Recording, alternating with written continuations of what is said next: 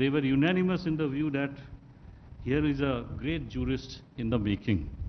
So from those days, we have watched as Justice Nageshwar Rao, from one step to the other, he has progressed. He was designated as a senior counsel and later on served as the additional Solicitor General of India on 2 occasions. He was also part of the Justice Mukul Mudgal committee constituted by the Supreme Court of India to look into the affairs of the IPL. As pointed out by the President, we are told that in the year 2014, the then Chief Justice of India, Justice R.M. Lodha, had offered judgeship to Justice Nageshwar Rao, but he had declined. We don't know the reasons. But later again, after 2 years, the then collegium led by Chief Justice T.S. Thakur offered judgeship again to Justice Nageshwar Rao, and this time he accepted. And on 13th May 2016, Justice Nageshwar Rao was appointed to the bench of the Supreme Court. And he is the seventh judge in the Supreme Court appointed directly from the bar. He retired on 7 June 2022. During his tenure of slightly more than 6 years as a judge of the Supreme Court, Justice Nageshwar Rao was part of the bench in 747 judgments, and he himself authored 222 judgments of great significance and jurisprudential value. As a presiding judge, he was known for his liberal interpretation of the Constitution and in defense of the basic structure of the Constitution in letter and spirit. In 2017, Justice Rao was part of the 7-judge Constitution bench in Abhiram Singh's case, which held that appealing to the ascriptive identities of a candidate or voter would amount to a corrupt practice under Section 123(3) of the Representation of People's Act. Again in 2017, in the case of Krishna Kumar Singh versus State of Bihar, Justice Rao was part of the 7-judge Constitution bench, which held that re-promulgation of ordinances is unconstitutional, rather a fraud on the Constitution. In March 2020, Justice Rao authored a landmark judgment in Indian Social Action Forum versus Union of India, holding that support to public causes by resorting to legitimate means of dissent could not deprive an organization of its legitimate right of receiving foreign contributions under the Foreign Contribution Regulation Act 2010. The bench led by Justice Rao during the COVID-induced national lockdown in 2020 directed the state governments to ensure that dry ration was provided to the sex workers without insisting on any proof of identification.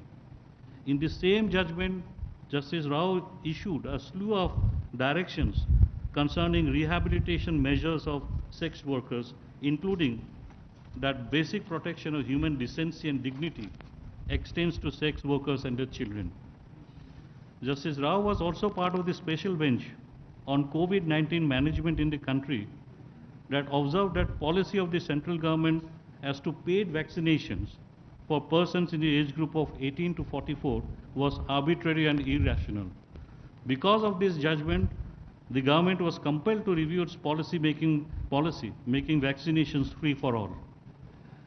Justice Rao also headed the bench which suo motu heard a case concerning orphan children in the aftermath of COVID-19 crisis. The bench directed the states and the union territories to link the orphan children and their family members to various welfare schemes. Justice Rao was also instrumental. Rather, he penned a significant judgment in Jacob Pulial versus Union of India, holding that bodily integrity is protected under Article 21 of the Constitution of India. No individual can be forced to be vaccinated. Justice Rao also came to the rescue of a renowned journalist from the Northeast, Patricia Mukim, who was booked for her Facebook post condemning atrocities on non-tribals in Shillong. The bench quashed the FIR against Mukim, even as it denounced the stifling of free speech by implicating citizens in criminal cases. In May 2021, a 5-judge constitution bench of which Justice Rao was a part struck down reservations to the Maratha community in the educational institutions and public services provided by the Maharashtra government by declaring them as educationally and socially backward. In National Highways Authority versus Pandarithan Govindarajulu, Justice Rao-led bench observed that while economic development should not be allowed at the cost of ecology or by causing widespread environmental destruction, the necessity to preserve ecology and environment should not hamper economic and other development. Both economic development and environment must go hand in hand. In a decision concerning Unlawful Activities Prevention Act 1967, Justice Rao-led bench held that payment of extortion money did not amount to terror funding while granting bail to a businessman. Again, in a significant ruling, a bench led by Justice Rao directed the Madhya Pradesh High Court to reinstate a woman additional district judge who had resigned from her service, alleging sexual harassment by a High Court judge. The bench, which also comprised Justice B.R. Gawai, held that the resignation tendered was not voluntary and thus set aside acceptance of such resignation. The judicial officer was directed to be reinstated with all consequential benefits, including restoration of seniority. The list is endless, friends. However, before completing this part of the narrative, what is discernible is that in almost all cases involving confirmation of death sentence, which came before the bench led by Justice Rao, or a bench of which he was a part, invariably the bench had commuted the death sentence to life imprisonment. Justice Rao is not only a great lawyer, a great judge, and a great jurist. He has traveled much beyond these fields. He was a cricketer of considerable repute during his younger days and was instrumental later on in supporting advocates cricket tournaments in the country. I had the good fortune of watching Justice Rao in action as a cricketer in a cricket match between CGI Bobday 11 versus Bar 11 in the Brabourne Stadium in Mumbai. True to his principles, Justice Rao, despite going strong after scoring heavily, retired, thereby giving opportunity to the other judges who were waiting for their turn to bat. But this came at a cost, as the later batsmen failed to keep up the momentum of run scoring by Justice Rao, and in the process CGI 11 lost.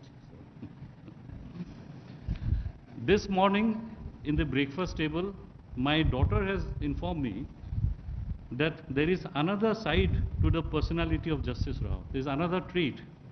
She told me that in 1989, Justice Rao had acted in a Hindi film called Kaanoon Apna Apna, again dealing with Kaanoon, law. In one particular scene, Justice Rao acted as the inspector of police along with other Bollywood actors. We do not know how and in what way Justice Rao ended in Bollywood. But one thing is sure, going by the high standards that he maintains, if he had continued in Bollywood, he would have also made it quite big. Friends, whether it is on screen or in the cricket field or in the courtroom, either as a lawyer or as a judge, Justice Rao always stood for fairness and fair play in action. And this is the very essence of the rule of law and the justice dispensation. We have all gathered here and are waiting impatiently to listen to Justice Rao. I will not come in the way any longer. I would therefore request Justice Rao to deliver his speech. Sir, please.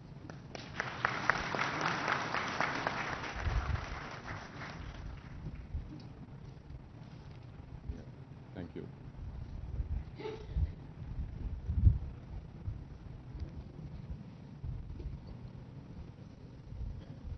Thank you very much, Justice Puyan. I don't know whether I deserve all the accolades. Justice Puyan, the Chief Justice of the Telangana High Court, judges of the Telangana High Court, the Advocate General of the State of Telangana, Chairman Bar Council, President and members of the Executive Telangana Advocates Association. My dear friends,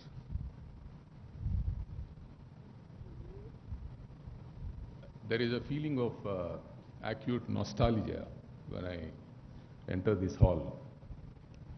Just before I left Hyderabad in 1995, as the President was saying, I was the Secretary of the Association.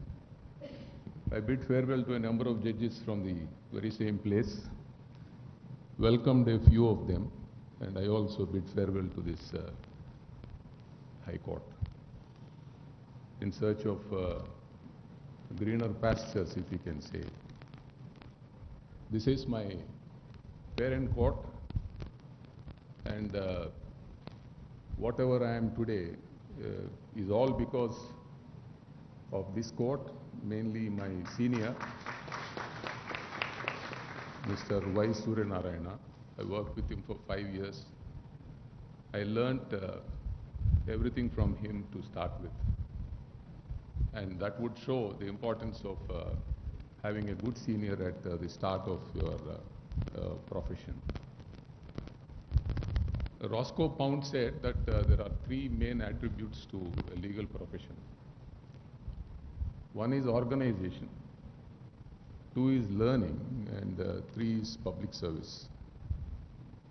Organization you have an organization of an agglomerate of lawyers who would definitely work for public service. The profession is mainly intended for public service, is what Roscoe Pound said. He was a legal scholar. He was a professor in Harvard University, and his books are very well known in law. I would start about learning. Why is learning very important for lawyers? At the outset, I should congratulate the Advocates Association for starting this lecture series, especially on issues of constitution, which are very relevant for lawyers who are practicing in the high courts. And it would definitely generate more interest in youngsters to continue learning. It's not only youngsters who have to learn, but even persons who have put in long number of years, they also should continue to learn. A lawyer is always a student of law. And the number of years a person has spent at the bar would not really show his proficiency in law. He would continue to learn law. That's the importance of learning. I was walking into this hall and I was reminded of my friends with whom I used to sit in the corner, the sofa. So one of my friends in the morning, 10:30, when we walked in, we used to ask him, haven't you gone to court? He said that my work was over last night. So we used to ask him, how last night? He said, I saw the cause list, there's no case. So I finished my work last night itself. And when there were discussions about reading books and presenting your cases properly, citing case law, one of my friends used to say that, why should we read? Any of the judges are not going to hear us, and judges are not so intelligent to understand what we are saying. So there is no point in reading. And I remember one friend of mine telling me that a lawyer's job is very difficult, judge's job is very easy. And I asked him, how is it easy? What is there? You can record the contention, so the petitioner is a petitioner argued like this, then say that the respondent has responded. Then they say, on a conspectus of the above, this is my decision. It's as easy as that. It's a lawyer who has to go and place his case before the judges. Mind you, friends, that a judge's job is much more difficult than that. In the 6 years of being a judge, I found that the amount of work a judge does is almost double the amount of work a successful lawyer does in his office. Justice Boyan was mentioning about the reason why I declined being a judge in 2014. I never wanted to become a judge. It's only a weak moment that I accepted being a judge in 2016. I always enjoyed being a lawyer. My colleagues on the bench regularly used to ask me as to how I feel being a judge in the same court where I practiced for more than 20 years. So from the day I became a judge till the day I left the court, every day I was missing being a lawyer. You are in one of the most exciting professions. There's no other profession which matches the legal profession. Having said that, all of you might be having boards just outside your house describing yourself as so-and-so advocate high court. You owe a duty not only to the public but to yourself to read the Constitution because you are practicing in the High Court. If you call yourself a lawyer of the High Court, all of you should be well versed with the Constitution of India. When I say well versed, even if you start reading now, I'm talking to the youngsters, for the next 30, 40 years you might not be able to learn much about the Constitution. There's so much to learn and so much to contribute as a lawyer to the society. So I end with that learning being very important, and I'm honored that the association has asked me to deliver this first lecture, which is a series of lectures which they are going to have, where you would be hearing a number of people who would share their ideas about the Constitution of India and certain specific topics. I know of a few high courts where the High Court itself officially, through the Chief Justice, have started lectures. I got invitations during this COVID period to deliver lectures online from some high courts. Because if the association and the court gets together and starts lectures like this, it might be useful for the exchange of views on topics of interest and topics of relevance relating to the Constitution. I now start the task that is given to me about sharing my views on one right in the Constitution, which is social justice. If we start speaking about all the constitutional rights, I think it would be a series of lectures by me for the next 1 month or 2 months. So we will focus on social justice. On 26th of November 1949, we, the people of India, enacted and adopted the Constitution which would govern this country. We solemnly resolved to constitute India as a sovereign, a democratic republic. Socialist came later by an amendment. A sovereign, socialist, democratic republic.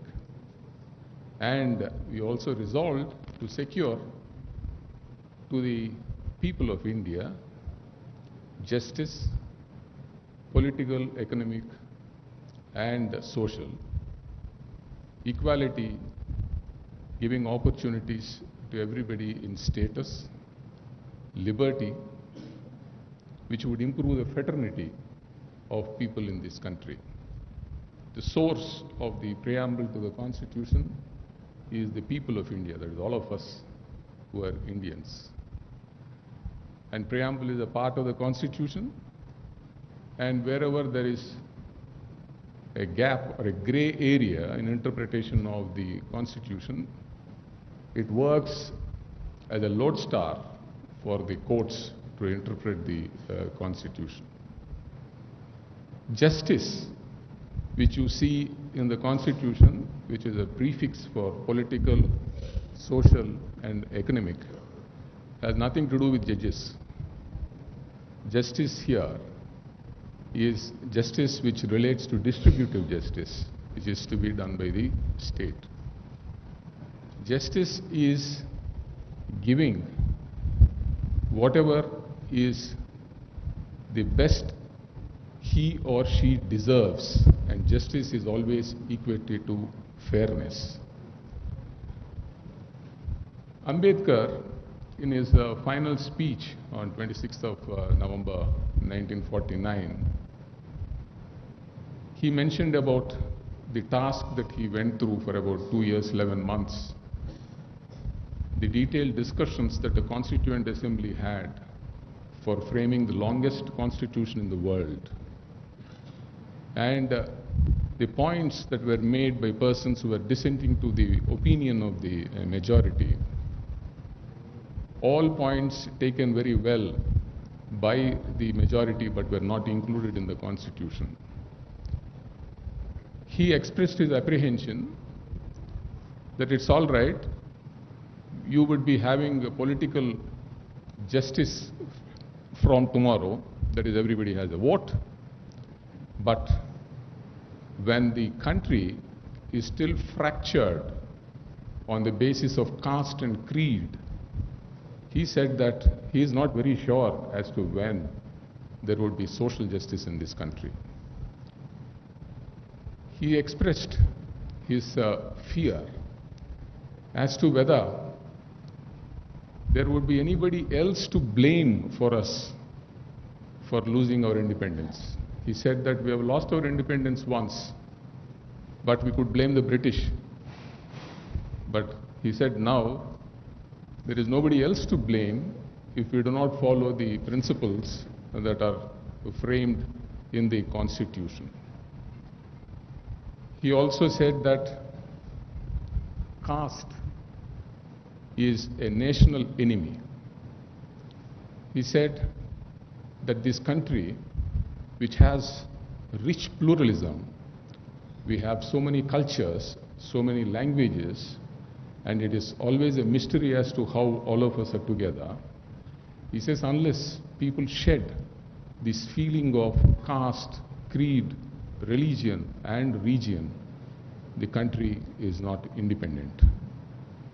Stress was laid on social justice because even Pandit Jawaharlal Nehru, when he spoke at the initiation of the Constituent Assembly in 1947, said that please bring a constitution which will bring justice to those teeming millions of people of India who have empty stomachs.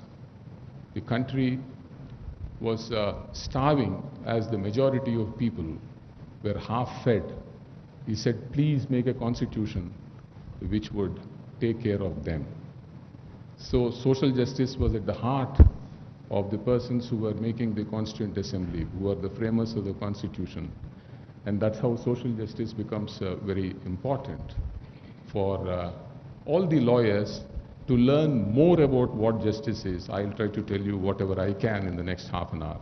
But it's for you to go home and start reading the Constitution and finding out where this social justice is coming from. You have the fundamental rights. You have Article 14, which speaks of right to equality and equal protection of laws.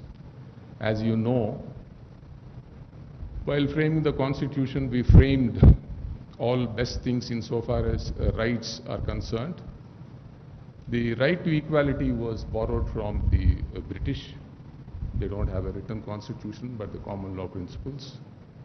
And then equal protection of laws came from the 14th Amendment of the US Constitution, which is the heart of Article 14, which says that no state can deprive a person of equality before law and equal protection of laws. This is the guarantee that is given to every citizen of this country. And then there is Article 15, which postulates that there cannot be any discrimination of any citizen of this country on the basis of region, religion, sex, caste, etc., gender, etc. But otherwise, 15.4 enables the state to make laws for protective discrimination in favor of persons who are disadvantaged and who also belong to the marginalized sections of the society. Article 16 again deals with equality in matters of public employment. 17, you know, is abolition of untouchability. And I stop here insofar as fundamental rights are concerned, which are connected to social justice. Move on to the directive principles.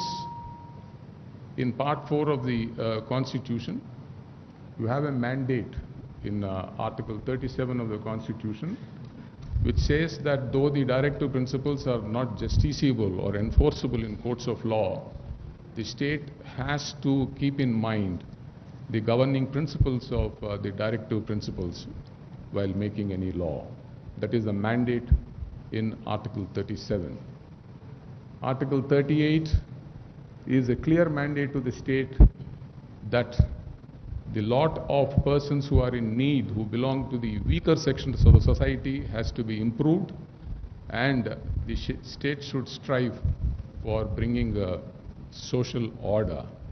Thereafter, you have the other directive principles directly dealing with the weaker sections of the society and the opportunities that have to be provided to those underprivileged people who do not have the same facility as the other human beings who are doing very well for themselves. The directive principles have been followed by the state, and many laws have been made by the state government to ameliorate the difficult conditions of people who do not have the facility of basic human needs. So this is where social justice, insofar as Part 3, Part 4 and the Constitution are concerned. There are 5 important principles of social justice. What is social justice? Social justice is to ensure that the basic needs of such of those persons who do not have them are given, and the duty of the state to see that all persons in this country live with dignity. The first principle of social justice is access to resources. When you're talking of access to resources, not everybody in this country has access to good schools. They don't have access to health care. They do not have even access to minimum necessities like food, shelter and clothing. There is a mandate that the state has to ensure that access to resources is provided without any discrimination. The access to justice would become the first important principle of social justice because more than 25 to 26% of people are living below the poverty line. And in spite of several schemes and several laws that are made by the state, we continue to learn that there are a large number of people who do not have access to basic resources in life, basic needs in life. So unless the state ensures that the basic needs of everybody are met and every person in this country has an opportunity to live with dignity. We are speaking of 75 years of completion of the Constitution, and we are also celebrating Azadi Ka Amrit Mahotsav. Things are really not in a better shape in comparison to what it was when the Constitution was made. This might be due to various factors like the increase in population, the limited resources, but otherwise the Constitution mandates that the state government has to provide access to resources to all persons in this country.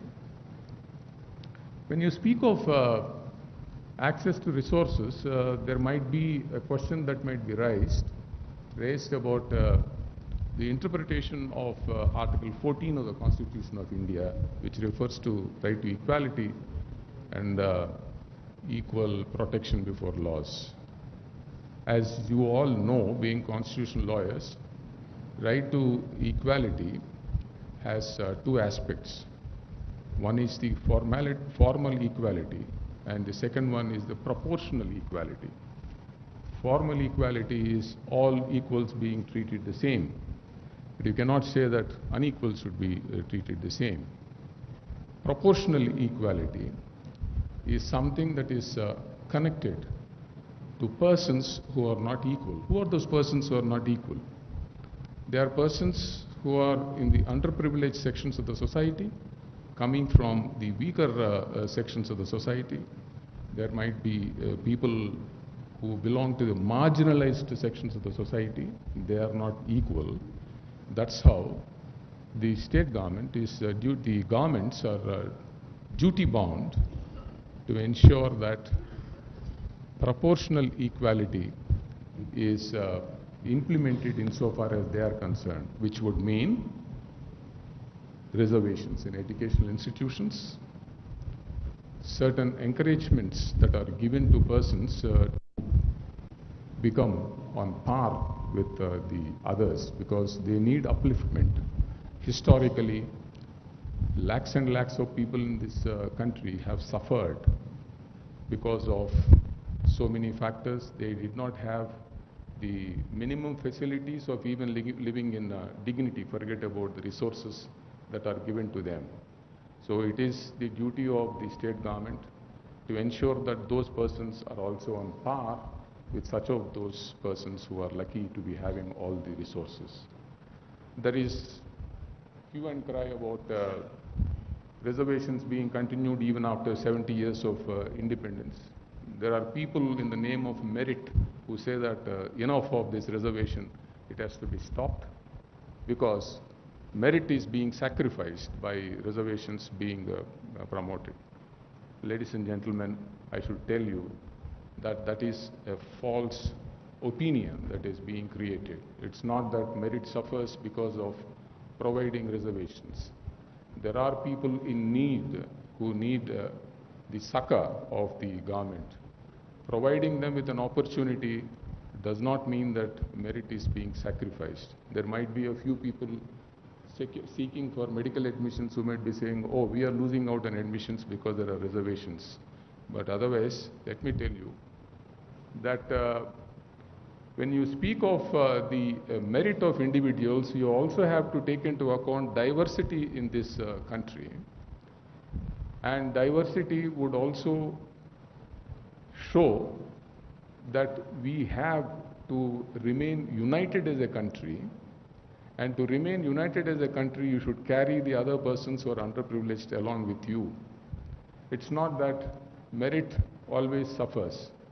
And what is the solution for this? If you see a point in certain persons who are saying reservations are bad, it should be within limits. We have been saying as judges in constitutional courts that reservation should not exceed more than 50%. And that's what we have been repeatedly saying. The certain states, they make legislations providing reservations beyond 50%. All of them are in season of courts now because we still follow the principle of Justice Jeevan Reddy in Indira Sahni, which is to the effect that it cannot be more than 50%. I was a party to a constitution bench which followed the same principle, and I myself wrote a judgment of reservations of Vaniyar community from Tamil Nadu, where we said that they have to be within the bounds because reservations that are provided by way of affirmative action, it cannot be to the detriment of the other section of the society. This is the balance that has to be followed by the government. This is how the right to equality works. And what about equal protection of laws? Equal protection of laws is a principle of discrimination. So normally, when you challenge a legislation or an executive action as being violative of Article 14, you say that the state has discriminated A from B. And then the next question would be that A and B are not similarly situated. That would be what the Advocate General or the government advocates might argue. So then it's for the court to find out about whether there is a classification that has been made, and the classification which is permissible whether it is reasonable or not, and whether there is an identity between the two persons who are being compared. And that's how you are saying that everybody is entitled for equal protection of laws. Is social justice a real problem in this country alone? I should tell you about the development of history of equality in the United States of America. 1787, the Constitution of the United States of America was made, and in that there was a declaration which was made that all men are born free and they have inalienable rights and every person should be equal. But still, there was slavery in the US. It took a brave man by name Dred Scott to approach the courts saying that he cannot be treated as a slave, and this happened in 1857, the same year when we had mutiny in this country. He lost in the Supreme Court. Chief Justice Taney said that whatever rights are there in the US Constitution would not protect a person from saying that he should not be treated as a slave and he cannot claim equal rights. Thereafter, Abraham Lincoln took exception to this judgment of Chief Justice Taney, and he exhorted people of the USA to accept that slavery should be abolished, and then came the 13th Amendment in the US Constitution in 1863 abolishing the slavery, and thereafter the 14th Amendment which came in 1868 which spoke of equal protection of laws, which we borrowed from the US Constitution. With the abolition of slavery not being accepted by the Supreme Court of US, there were people who were black-skinned, who were being not treated as citizens of the country. They were always second-class citizens. They were not permitted to get into the trains, which you must have read about the experiences of Mahatma Gandhi in South Africa. They were not permitted into restaurants. They had to sit in separate rooms to have a meal. The schools were segregated. There's nothing like equality. There was nothing like equality. There was one Mr. Plessy who said, enough is enough, let me see why I will not be permitted to get into a train in New Orleans. He brought a first-class ticket and then he wanted to enter a train. He was stopped. And then he said, you cannot enter into this compartment. There is a separate compartment for you. You go and then sit there. He resisted. He was arrested and he was also prosecuted. He went to the court and then he said, what about this 14th Amendment? It says equal protection of laws. So how am I, being a citizen of this country, not permitted to travel in a train along with my co-citizens? Unfortunately, another black day in the US constitutional history, Plessy versus Ferguson was a judgment of the Supreme Court which said that it's all right. You might be saying that there is a 14th Amendment, but otherwise there are two classes of people in this country, the whites and the blacks. There's nothing wrong in asking you to travel. We are not asking you not to travel in a train. We are not asking you to go to school, not to go to school. We are also providing facilities in the school for you. You can go and then get educated. There's nothing wrong with that. It took about 50 years for this judgment of Plessy versus Ferguson to be reversed by the US Supreme Court. Most of you must have heard about this judgment of Brown versus Board of Education. You must have heard your seniors speaking about this. Brown versus Board of Education, Topeka was a judgment that was delivered by the US Supreme Court reversing Plessy versus Ferguson. And that case pertained to a school where black children were made to sit in separate classrooms. They were not permitted to study along with the other whites. So there's a racial segregation. And the US government was supporting the segregation by saying that all these people are equal. There's no problem about equality, but they are separate. They cannot be treated on par with us. the Supreme Court came heavily down upon the government.